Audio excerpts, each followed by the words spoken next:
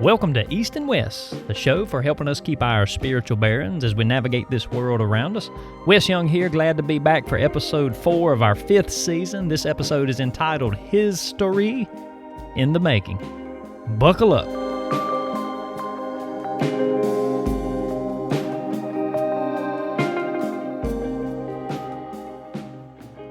All right, to open us up, I'd like to explain that there are 2 histories. The first I'll call Type 1 history, and I'd define it as the way it actually happened. We might also call Type 1 history historical realism. To know Type 1 realism, you had to be there. And actually, not just be there, but you had to be there as everyone participating so that you could have and know every perspective. Think about it. Take just a single fight at a school somewhere. Administrators at that school will have to wade through 24 different versions of that single event. Oh, I was just sitting there filling out my application for the Peace Corps, and that other kid walked up and hit me. I swear. Y'all know what I'm talking about. So to know Type 1 history, to know historical realism, you would need every vantage point, every circumstance, every bias and need and want. In other words, you would have to be God. So much for that. But I want to be clear that despite its unknowable nature, I do believe that Type 1 history does exist. I believe in realism because I believe in reality.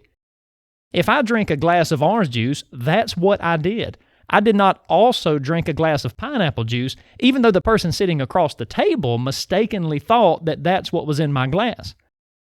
I did not drink stolen orange juice, even though the person across the room supposed that my cup looked suspiciously like his. Or, to really get weird, perhaps I did not drink a glass of orange juice at all because for my whole life I've been lied to and told that apples are oranges, so I was actually drinking apple juice unawares. The person across the table, the person across the room, and even the person holding the glass might not fully know it, might not know the facts of the case or the actuality of the incident, but I did drink something, and whatever it was that one thing. And it happened that one way. So yes, Type 1 history does exist. So to close this thought on historical realism, I'll quote Samuel Johnson because I think he does it best here. He says, "Accustom your children constantly to this. If a thing happened at one window, and they, when relating it, say that it happened at another, do not let it pass, but instantly check them. You do not know where deviation from truth will end." I'd say Samuel Johnson believed in historical realism as well. Now, the other type of history we'll call Type 2 history, and I would define it as the rendering of Type 1 events by the people who come after. We might call this ancillary history. And it is built upon the evidences that we have for our historical inquiries, what historians would refer to as primary and secondary sources. The evidences that we have to inform our curiosities about what happened in the past. From this, we get ancillary history or Type 2 history. It is this Type 2 history that public school students mean when they refer to history as a class in school or a subject of study. They may not quite realize that that's what they're talking about, but Type 2 ancillary history is what history classes are. However, the important thing to get clear on is that despite the multiple choice, textbook nature of social studies classes in grade school, real ancillary history is actually more investigative than authoritative. I totally missed this as a student in grade school.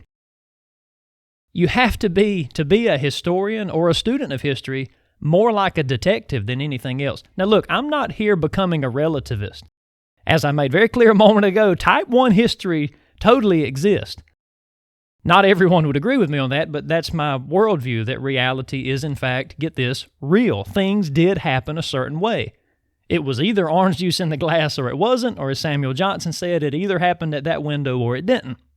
But the reason I call Type 2 history investigative is because of the immense complexity of discovering that one certain way that it happened, with all the angles and the nuances of historical investigation.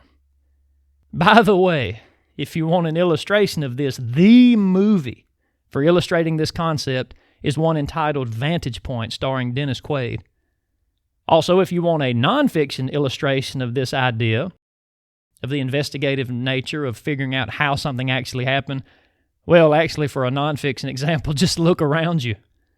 In recent years, as much as ever, the subjectivity of historical accounts is glaringly obvious. Historical figures, one after another, are seemingly with the flip of a switch, literally with the publishing of a book and the toppling of a statue, converted to villains. It seems to happen overnight. And the opposite, where villains are made into heroes, can and does just as easily happen. There's a lot left to interpretation when it comes to Type 2 history. Not that that's necessarily bad, that's just the nature of ancillary history. We look at the evidence, we decipher the truth, or what we suppose the truth to have been about the thing that we're referring to. Now, in this particular episode, I defer all historical investigation to the experts. The real historians, good men and true. I am not a historian.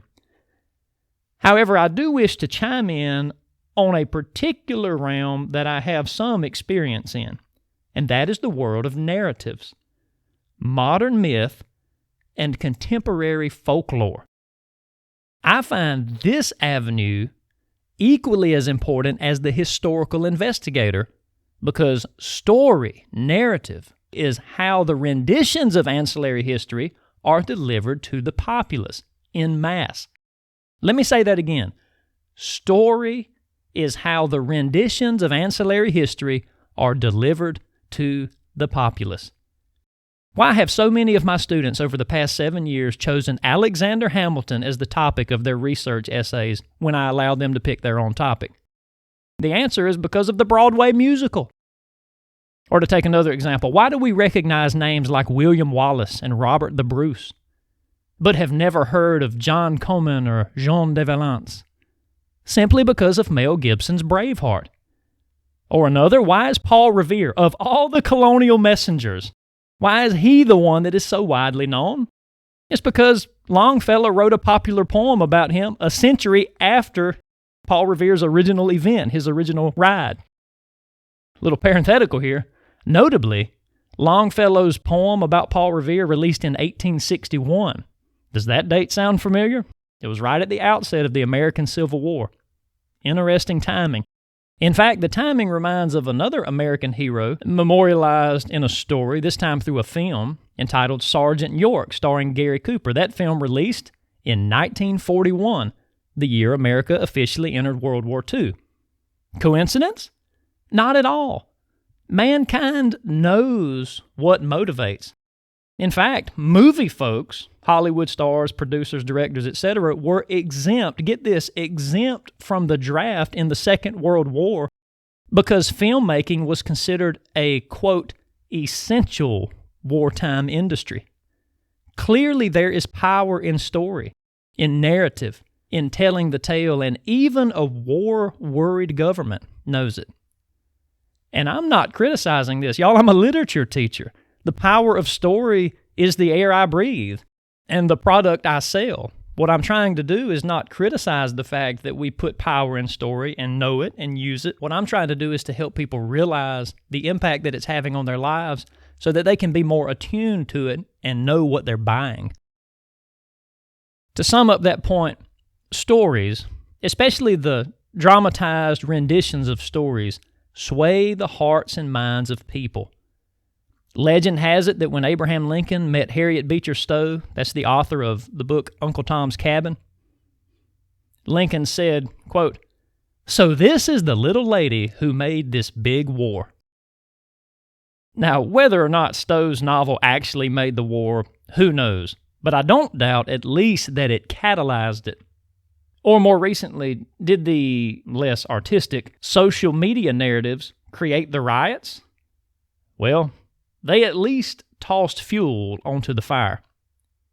So Type 2 history, a historian's or even a pseudo-historian's interpretation of how an event actually happened, dramatized and displayed through story, wields the power of the people's hearts. Now, how does this power of story business apply to this episode, to the goal of East and West, to keeping our spiritual bearings? Well, to be clear, I've devoted the first half of this episode to establishing the difference between Type 1 and Type 2 history, but I've done that solely so I can better ask one question. And to be honest, I'm about to shift gears rather quickly, so brace for that. Here is this episode's one question. What does the going story, that is the tale of our time, say about Christians? What is the new narrative? As far as I can tell, the message of mainstream mythology concerning Christianity, that is the presentation of the church from the box office, is this.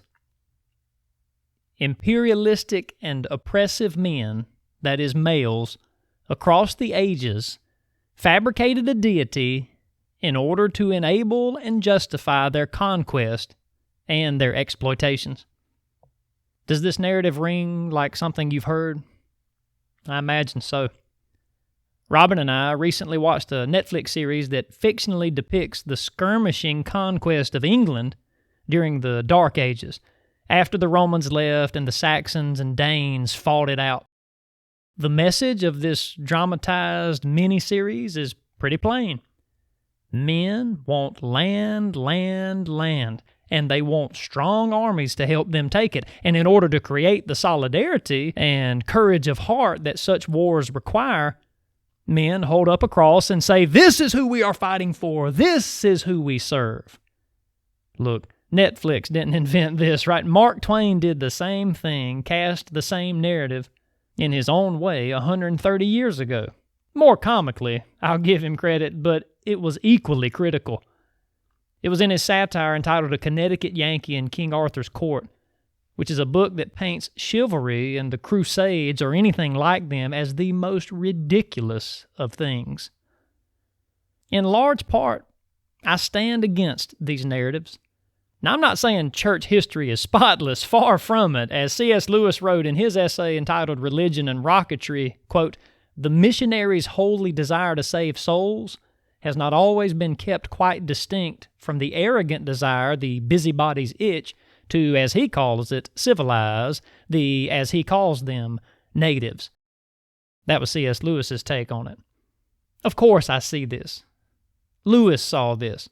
But it's not a blanket statement covering all of mankind's history, and the modern box office seems obsessed with tossing the baby out with the bathwater, so that an unselective absorber of culture, a sponge brain soaking up whatever narratives the mass media vomits out, will have this notion that anyone carrying a cross is up to no good and should be eyed with suspicion. The cancel culture of our day feeds and fuels this same basic narrative, this idea that every people group who has ever ventured from one landmass to another did so greedily and with evil intent. And if God was in it at all, it was merely as a fabricated being used to justify the atrocities of conquest, a mumbo-jumbo to keep the conscience quiet and the soldiers brave. If an early American is depicted in a modern story, he's going to have a Bible in one hand and a whip in the other. I seriously doubt the alleged blanket accuracy of this. And I do personally believe that in history, good men have at times crossed the lands and the oceans of the world for all sorts of noble reasons. But frankly, the facts have a hard time standing up against the power of the fictions. In many ways, G.K. Chesterton was right. There is no history, only historians. And y'all, I can't shake this nagging feeling that Hollywood eventually expects me and my church friends, particularly the white ones, to toss up our hands and admit, okay, the jig is up, we had a good run, boys, but they're on to us now. I can't swear that that's the true victory vision these folks are aiming at, but man, when I watch their stories and I read their stories, it seems that way. It certainly seems that way. The power of context and meaning belongs to the land of story. And this villainizing narrative has had its effect, especially on our young folks, who have a devilishly hard time separating fact from fiction. To give a report from the public school front, this year has been the year of teenage eagle eyes, with kids spotting injustices at every turn. Students are readier than ever to call teachers to the carpet for their authoritarian perpetuation of oppression. Maybe teen angst has always been like this, and I, after 13 years in the classroom, am just more sick of it than I used to be. I don't know. I'll admit that might be the case. But my honest, sober judgment is that Generation Z, Gen Z, really is wading into something new. Think about it. If the sexual freedom of the 1960s hippies was to just let go of principles and be wild, the sexual freedom of the 2020s is to clutch all the tighter to principles and demand justice. This is a very different thing. Generation Z doesn't cry, sex, drugs, and rock and roll in order to indulge the flesh. Instead, they cry on behalf of all manner of fleshly undertakings. Equality, justice. This is rhetoric borrowed from a very different line of thought. All I can say is beware, O progressives, of what sort of crop you're growing. I'm sorry, Jimmy Joe, but you're holding a live grenade, and we just don't allow grenades at school. That teacher just doesn't like me. It is helpful to remember, parents and teachers and leaders, that a person who is guilty of something and caught, we're all humans, we've been there in one form or another at some point in our lives. Such a person has an instant eagle eye for a way out. We look for these things. It happened in the Garden of Eden. Oh, the woman made me do it. And she said, oh, the snake made me do it. And one of the brightest exit signs available to the up-and-coming is to turn the blame onto the blamer, to accuse the authority or the system or whatever it is of some sort of injustice. I wonder if everybody who takes that route is doing it because they care so deeply about an egalitarian society, or are some just trying to get out of something, and they see it as the brightest exit door available.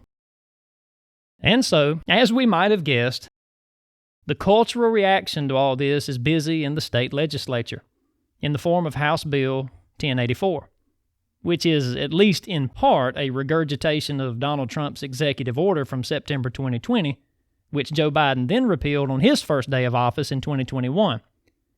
President Biden repealed other Trump orders such as 13933, the July 2020 order that protected American monuments.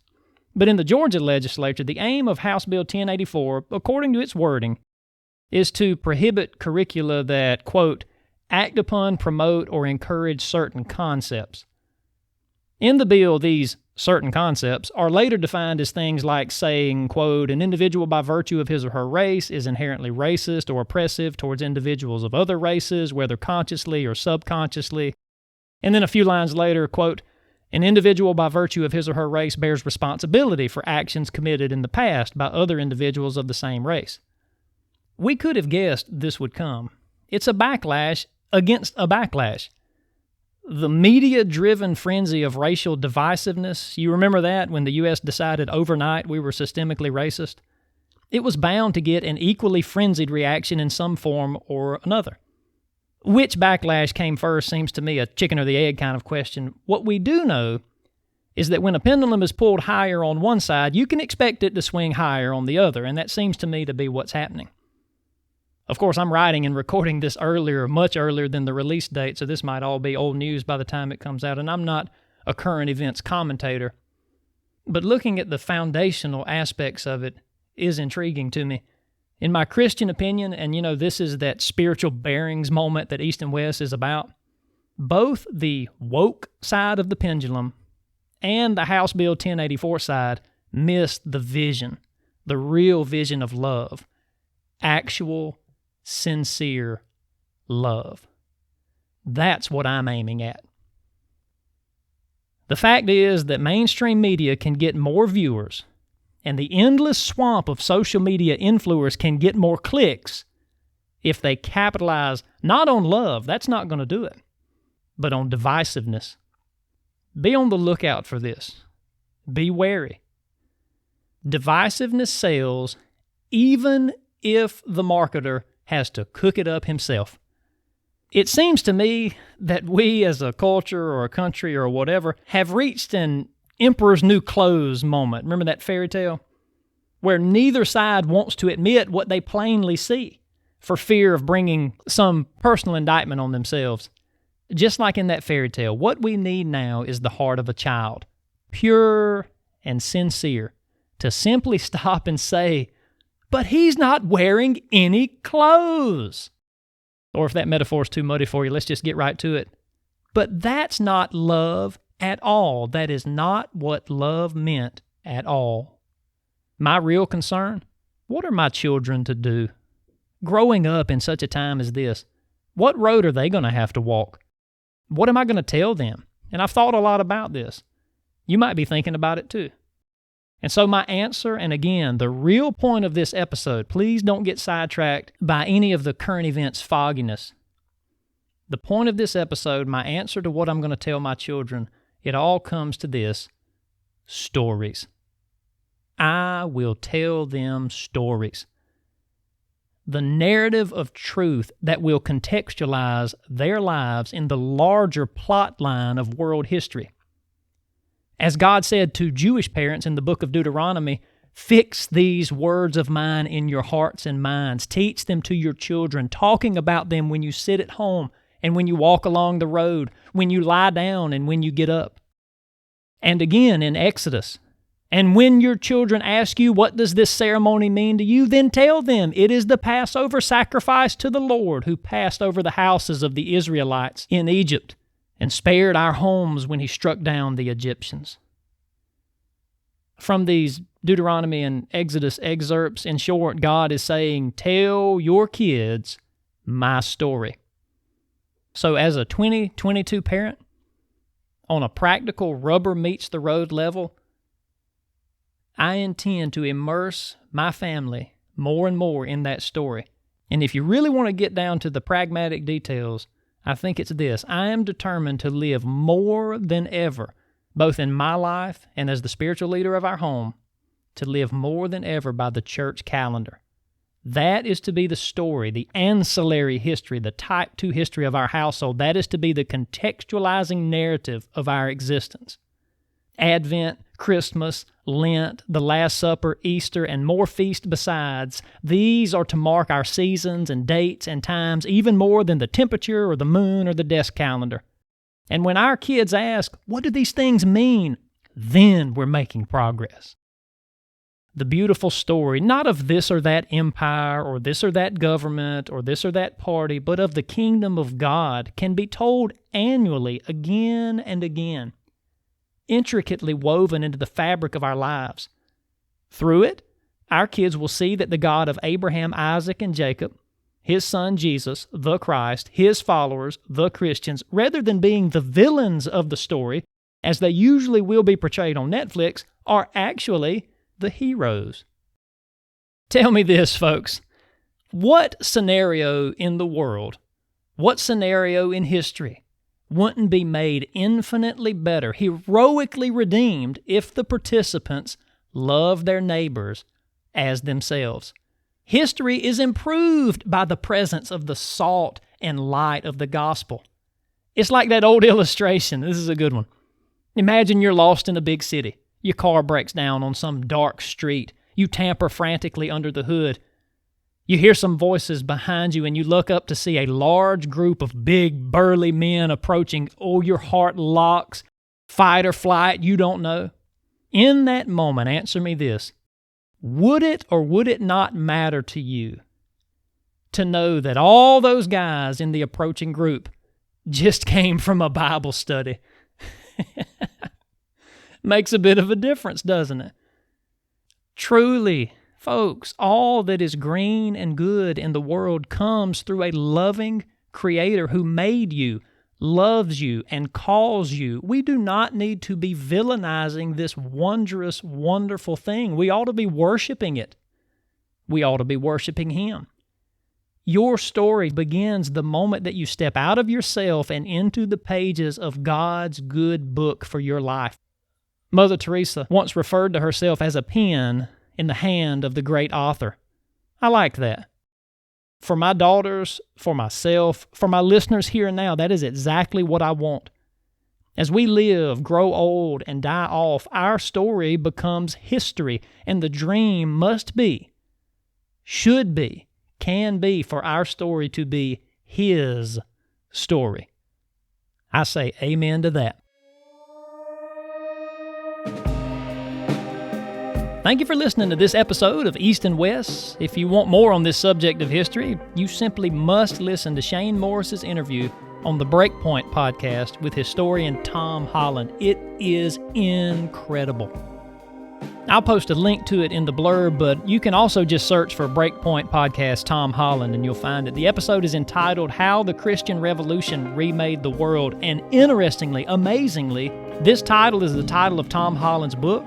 And Tom Holland is not a believer, which I think braces up the fascinating point here that even a non-believer who is a studied historian can look at the swath of history and say, the Christian Revolution remade the world. And while I'm at it, while I'm talking about the Breakpoint podcast and Shane Morris, I really do want to do a bit of free advertising for Mr. Morris's work. Currently, he is a host of a podcast called Upstream. And it is a show well worth your time. I don't mind admitting it is my favorite podcast, and it is nearly always on my player in Spotify as I commute back and forth to work. It's called Upstream. Give it a listen if you have a mind. And I hope that East and West has been worth your time today. May the Lord bless you as you try to stay oriented to the kingdom truth as we sojourn through this world. And if any of this business of stories and narratives is of interest to you, I hope you'll check out my story, my narrative, my first novel. It's available at westyoungwriter.com. It's entitled Reaching Soul. You can also find it on Amazon, barnesandnoble.com, and places like that. It's, I hope, a good read and a good story. Hope you like it. If you do, check it out. In the meantime, keep praying, keep telling your own good stories, and may God bless you all.